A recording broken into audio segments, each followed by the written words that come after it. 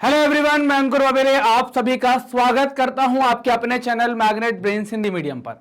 Magnet brains Hindi medium एक ऐसा platform है जो हिंदी माध्यम की कक्षा 7वीं से लेकर कक्षा 12वीं तक का संपूर्ण पाठ्यक्रम बिल्कुल निःशुल्क में उपलब्ध करा रहा है।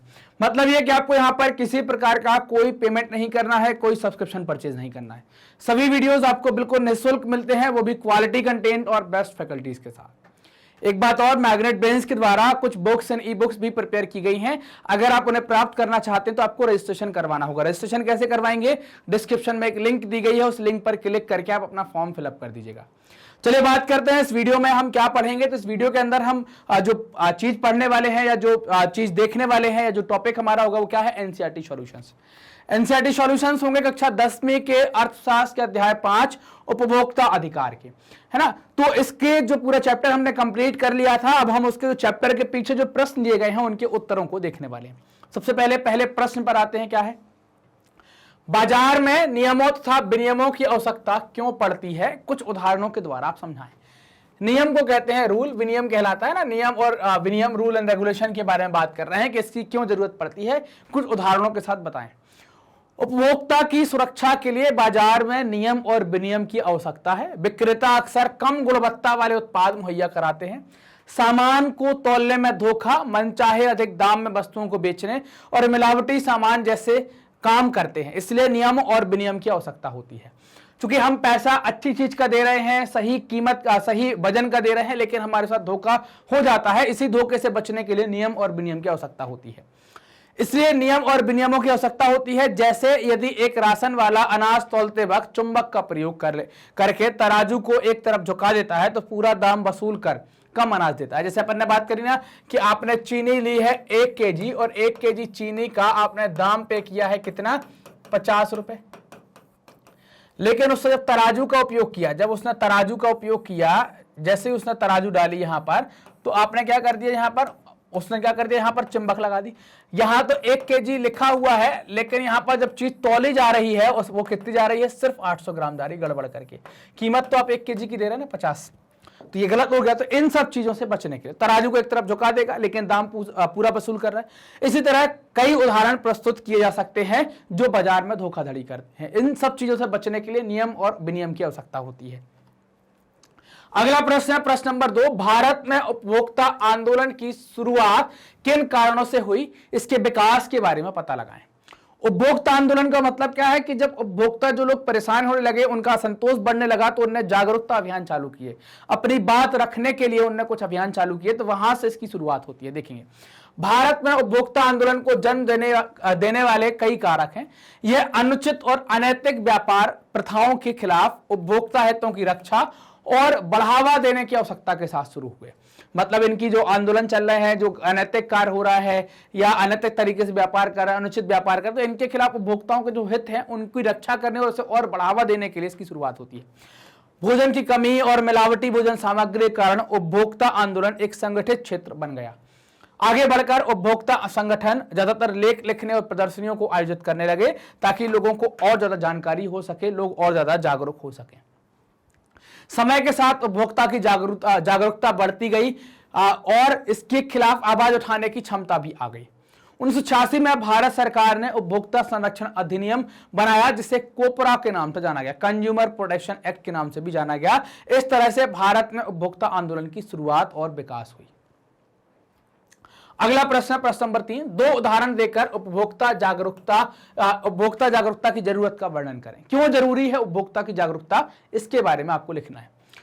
उपभोक्ता जागरूकता की जरूरत है ताकि आप अपने आप को धोखा देने वाले व्यापारियों से बचा सके, उनके खिलाफ उचित कदम उठा सकें। एक जागरूकता ग्राहक ISI और एगमार्क जैसे चिन्ह देखकर ही सामान खरीदता है। उदाहरण के तौर पर एक ग्राहक को यह जानना जरूरी है कि यदि उसके साथ कोई धोखा हुआ है तो उसे कैसे और कहां अपनी आवाज उठानी है, यह पता होना चाहिए।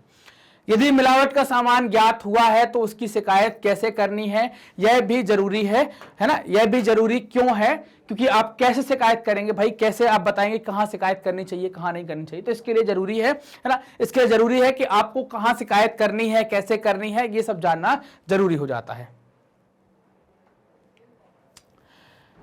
कुछ ऐसे कारकों पर चर्चा कीजिए जिसने उपभोक्ताओं का शोषण किया। ये प्रश्न नंबर 4 है। बाजार में उपभोक्ता का शोषण कई प्रकार से हो सकता है। दुकानदार कई बार उपभोक्ता को पुराना सामान मुहैया कराते हैं जो कि ग्राहक के लिए हानिकारक हो सकता है। खाद्य सुरक्षा में मिलावट से दुकानदार अधिक मुनाफा कमा सकता है जिससे ग्राहक को नुकसान पहुंचता है। इसके खिलाफ यदि उपभोक्ता शिकायत करता है तो दुकानदार इसका इल्जाम उत्पादक पर लगा देते हैं।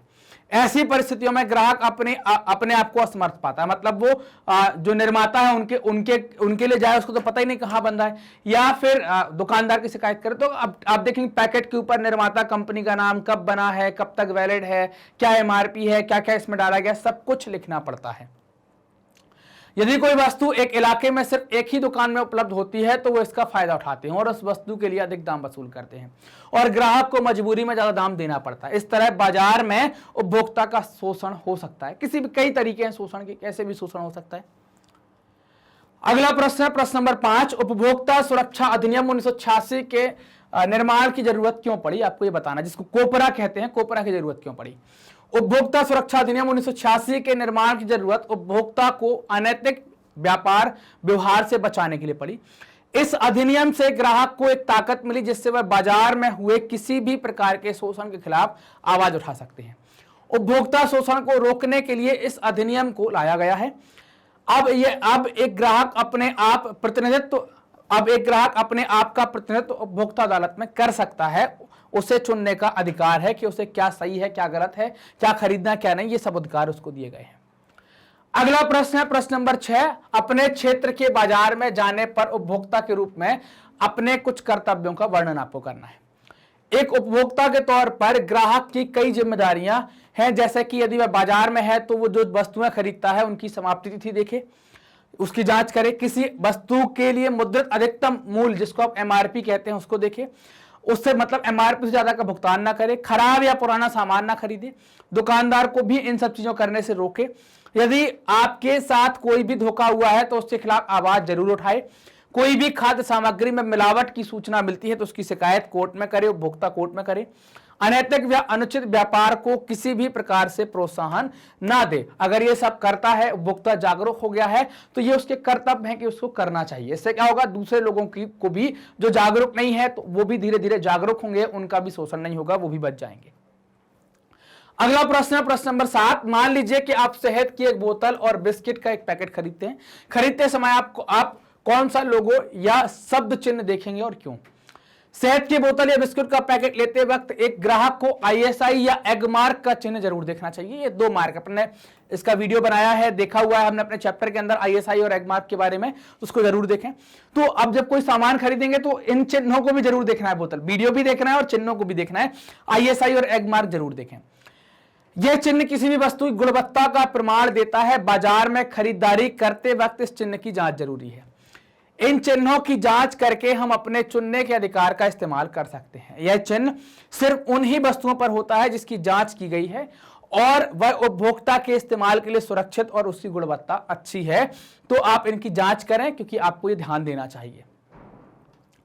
प्रश्न नंबर 8, भारत में उपभोक्ताओं को समर्थ बनाने के लिए सरकार द्वारा किन कानूनी मानदंडों को लागू करना चाहिए?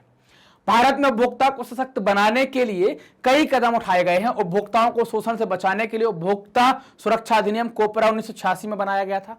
इस अधिनियम से एक उपभोक्ता को अनैतिक व्यापार के खिलाफ आवाज उठाने का अधिकार मिलता है और उसे एक साधन मिलता है जहां से वो अपनी बात रख सकता है, एक माध्यम मिलता है जहां से वो अपनी बात रख सकता है और कह सकता है कि ये गलत हो रहा है। सूचना का अधिकार आरटीआई भी एक नागरिक को मदद करता है ये जानने की सरकारी विभाग में क्या हो रहा है।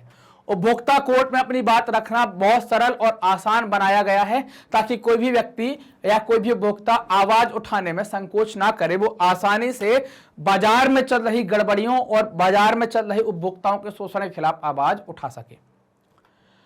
अगला प्रश्न है प्रश्न नंबर 9, उपभोक्ताओं के कुछ अधिकारों को बताएं। प्रत्येक अधिकार पर कुछ पंक्तियां लिखें। उपभोक्ताओं के कई अधिकार हैं, जैसे सूचना का अधिकार, जिसके तहत उपभोक्ता अब सरकारी विभागों के कामकाज के बारे में जानकारी प्राप्त कर सकते हैं। अब हर एक नागरिक को सरकारी विभाग में जो भी चल रहा है, जो जानने का हक है वो जान सकते हैं। चुनने का अधिकार, जिसके तहत उपभोक्ता को यह चुनाव करने की अनुमति है कि वह क्या खरीदी गई सेवा का उपयोग जारी रखना चाहता है या बंद करना चाहता है। उपभोक्ता को अनुचित व्यापार प्रथाओं और शोषण के खिलाफ शिकायत करने की अनुमति है। उपभोक्ता को किसी भी अनैतिक व्यापार के खिलाफ आवाज उठाने का हक है। इसे निवारण का अधिकार भी कहा गया है ना। तो चुनने का अधिकार देखा, निवारण का अधिकार देखा, सूचना का अधिकार देखा, ये कुछ अधिकार दिए गए हैं और उनका अपन ने वर्णन भी देखा है। अगला प्रश्न है प्रश्न नंबर 10, उपभोक्ता अपनी एकजुटता का प्रदर्शन कैसे कर सकते हैं। इसके लिए आपको समूह बनाना पड़ेगा। तो उपभोक्ता समूह बनाकर उपभोक्ता एकजुटता व्यक्त कर सकते हैं। जो लेख लिखते हैं या व्यापारियों के शोषण के खिलाफ प्रदर्शन करते हैं, ये समूह किसी उपभोक्ता अदालत का दरवाजा खटखटाने के लिए व्यक्तियों का मार्गदर्शन करते हैं और वे उपभोक्ताओं के लिए केस भी लड़ते हैं। ऐसे समूह सार्वजनिक जागरूकता पैदा करते हैं ताकि सभी लोग जो बाजार में शोषण हो रहा है, गड़बड़ियां हो रही हैं, उससे बच सके। जागरूकता पैदा करने के लिए सरकार से वित्तीय सहायता भी प्राप्त कर सकते हैं। कुछ पैसे की आवश्यकता होती है तो वो भी प्राप्त कर सकते हैं। एक और सभी की भागीदारी उपभोक्ता एकजुटता को और मजबूत करेगी और मजबूत आधार प्रदान करेगी। अगला प्रश्न है प्रश्न नंबर 11, भारत में उपभोक्ता आंदोलन की प्रगति की समीक्षा आपको करनी है। भारत में उपभोक्ता आंदोलन बहुत हद तक विकसित हुआ है। जब से शुरू हुआ है देश में उपभोक्ता जागरूकता में महत्वपूर्ण बदलाव आया है। 1986 में कोपरा मतलब उपभोक्ता संरक्षण अधिनियम के अधिनियमित होने तक उपभोक्ता आंदोलन को अधिक बल नहीं मिला, लेकिन इसकी स्थापना के बाद आंदोलन को काफी हद तक सशक्त बनाया गया है। उपभोक्ता अदालतों, उपभोक्ता समूहों की स्थापना एक प्रगतिशील कदम है। हालांकि समकालीन भारत में उपभोक्ता निवारण प्रक्रिया काफी जटिल है, महंगी और समय लेने वाली भी है। मतलब आपको अदालत जाना है तो बहुत पैसा खर्च होता है, महंगी हो गई और काफी टफ भी पड़ जाती है। इसको सरल बनाने की आवश्यकता है ताकि कोई भी उपभोक्ता शोषण के खिलाफ आवाज उठाने में संकोच ना करे, वो आसानी से आवाज उठा सके। अगला प्रश्न है प्रश्न नंबर 12, निम्नलिखित को आपको सुमेलित करना है। ये 7 ऑप्शन इस तरफ है, इनको इससे मिलाना है। एक उत्पाद के घटकों का विवरण, एग मार्क, स्कूटर में खराब इंजन के कारण हुई दुर्घटना, जिला उपभोक्ता आयोग विकसित करने वाली एजेंसी, फूड फोर्टिफिकेशन, उपभोक्ता इंटरनेशनल, भारतीय मानक ब्यूरो, सुरक्षा का अधिकार, उपभोक्ता मामलों में संबंध, अनाजों और खाद्य तेल का प्रमाणन, उपभोक्ता कल्याण सरकारी संगठन को, अंतर्राष्ट्रीय संस्था, सूचना का अधिकार, वस्तु, इन सबको आपको मिलाना है। यहाँ पर ये आपको दिए गए हैं कि आप कैसे मिलाएंगे। तो उपभोक्ता के उत्पाद के घटकों का विवरण, तो आप देखें ये क्या गया, ये क्या है, घटकों का विवरण क्या है, सूचना का अधिकार है, आप इसको मांग सकते हैं। एग मार्क क्या बताता है, अनाजों और खाद्य तेल का प्रमाणन होता है एग मार्क। स्कूटर में खराब इंजन के कारण हुई दुर्घटना, ये सुरक्षा का अधिकार है। जिला उपभोक्ता आयोग विकसित करने वाली एजेंसियां उपभोक्ता मामलों से संबंधित होती हैं। फूड फोर्टिफिकेशन क्या है, खाद्य पदार्थों में मुख्य पोषक तत्वों का मिलाना। उपभोक्ता इंटरनेशनल, उपभोक्ता कल्याण संगठनों की अंतर्राष्ट्रीय संस्था। भारतीय मानक ब्यूरो, वस्तुओं और सेवाओं के लिए मानक, है ना। तो ये सभी सही जोड़ी थी जिनको हमें मिलाना था। ये कुछ इस तरीके से आप एक बार देख लीजिए, इनको लिख लीजिए कि इनको मिलाना। ये आपके जो पेपर होगा उसमें पूछी जा सकती है। अगला प्रश्न अब आपको सही गलत बताना है। कोपरा केवल सामानों पर लागू होता है, गलत। ये जो भी आपका उपभोक्ता कोई भी हर एक चीज पर, सेवा, सामान और सेवा सब पर। भारत विश्व के उन देशों में से एक है जिसके पास उपभोक्ताओं की समस्याओं के निवारण के लिए विशिष्ट प्राधिकरण है, सही, ये बात बिल्कुल सही है। अगला, जब उपभोक्ताओं को ऐसा लगे कि उसका शोषण हुआ है तो उसे जिला उपभोक्ता आयोग में निश्चित रूप से मुकदमा दायर करना चाहिए, सही, आप कर सकते हैं। आपको लगता है कि गलत हुआ है तो। जब अधिक मूल्य का नुकसान हो तभी उपभोक्ता आयोग में जाना लाभप्रद होगा, नहीं। आपका अगर कम का भी नुकसान, मतलब नुकसान है, उसको पैसे से नहीं देखेंगे। अगर आप जाना चाहते हैं तो बिल्कुल जा सकते हैं। हॉलमार्क आभूषणों की गुणवत्ता बनाए रखने वाला प्रमाण है, सही। उपभोक्ता समस्याओं के निवारण की प्रक्रिया अत्यंत सरल और शीघ्र होती है, इसको क्या कहेंगे, तो ये क्या होगा, ये थोड़ा सही है। समस्याओं के निवारण की प्रक्रिया अत्यंत सरल और शीघ्र होती है ताकि जल्दी हो जाए दूसरे की तुलना में। हालांकि जटिल भी बहुत है, कई सारी चीजें थोड़ी सी महंगी भी है। उपभोक्ता को मुआवजा पाने का अधिकार है जो क्षति की मात्रा पर निर्भर करता है, ये भी बात सही है यहाँ पर, तो ये सही है। तो ये सही गलत वाली बातें हमने देखी, हमने अपने सॉल्यूशंस को यहाँ पर कंप्लीट कर लिया। मैग्नेट ब्रेन्स अपनी हाई क्वालिटी एजुकेशन के साथ साथ मुफ्त शिक्षा के लिए भी जाना जाता है। मतलब आपको यहाँ पर जो भी आप वीडियो देखते हैं उसके लिए कोई पेमेंट नहीं करना, और साथ ही साथ उसका कंटेंट भी बहुत अच्छा होता है, कंटेंट से कोई कंप्रोमाइज नहीं करते हैं। आप हमारे ये टॉप कोर्सेस हैं, किसी भी कोर्स के वीडियो देख सकते हैं, आपको 1 रुपए का पेमेंट भी यहां पर नहीं करना। सभी वीडियोस बिल्कुल फ्री और निःशुल्क उपलब्ध कराए जा रहे हैं। कहां मिलेंगे ये वीडियो? तो YouTube चैनल्स पर, हमारी वेबसाइट पर, हमारे एप्लीकेशन पर इनको आप देख सकते हैं। बुक्स एंड ई बुक्स प्राप्त करना चाहते हैं तो डिस्क्रिप्शन में लिंक दी गई है, उस पर क्लिक करके फॉर्म को भर दीजिएगा, तो आप बुक के लिए आपका रजिस्ट्रेशन हो जाएगा। आप हमसे कैसे जुड़ सकते हैं? तो आप विभिन्न social media platform YouTube, Facebook, Insta, Twitter और टेलीग्राम के माध्यम से जुड़ सकते हैं। ये वीडियो आप देख रहे हैं मैग्नेट ब्रेन्स के Hindi channel magnet brains Hindi medium पर, तो चैनल को सब्सक्राइब कीजिए, वीडियो को लाइक कीजिए, अपने दोस्तों के साथ शेयर कीजिए।